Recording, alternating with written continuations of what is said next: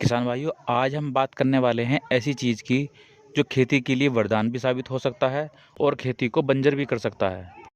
क्योंकि इस चीज़ का समझना बहुत ज़रूरी है कि हम इसका उपयोग कब करें, कैसे करें और कितना करें।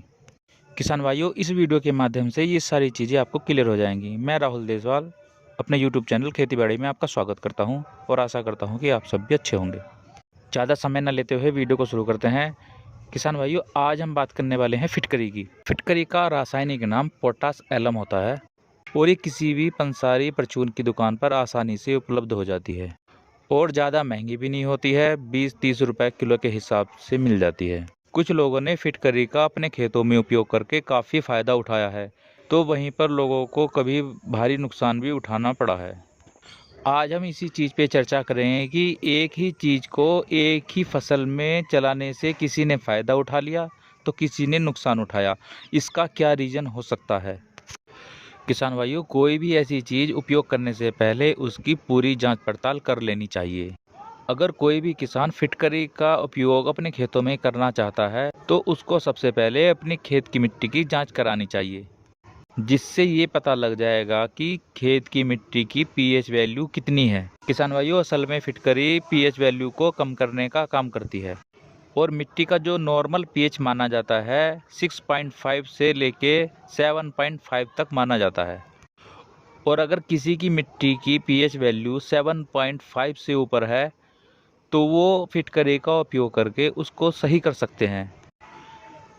और अगर आपने मिट्टी की जांच नहीं कराई है और आपकी मिट्टी का पीएच वैल्यू ऑलरेडी 6.5 से नीचे है और आपने ऊपर से फिटकरी का उपयोग कर दिया तो आपकी मिट्टी की पीएच वैल्यू और ज़्यादा कम हो जाएगी और न्यूट्रिशन आपके खेत में ऐसे ही पड़े रहेंगे।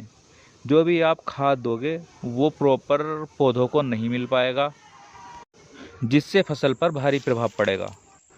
और जिस खेत की पीएच वैल्यू 7.5 से ऊपर है तो उसके लिए वरदान का कार्य करती है, क्योंकि किसान कई बार अपने पड़ोसी खेत को देखकर इस तरह का उपयोग कर लेते हैं और कभी कभी भारी नुकसान भी उठाना पड़ता है।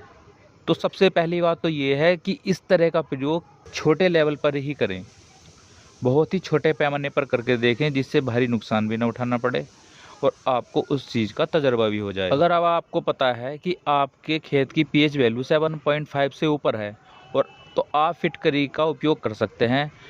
आपको 2 किलो फिटकरी लेनी है और उसको किसी कपड़े में बांध देना है और जब आप अपने खेत को पानी दें तो नाली में उस खेत के बाहर उस पोटली को डाल दें। फिटकरी धीरे धीरे घुलकर खेत में चली जाएगी और सारे खेत में फिटकरी का प्रभाव दिखेगा आपको। एक तरीका तो ये है, अगर आपके पास कोई ड्रम है 200 लीटर 250 लीटर तो आप 2 किलो फिटकरी उसमें घोल लें और नाली में उस टंकी को चला दें।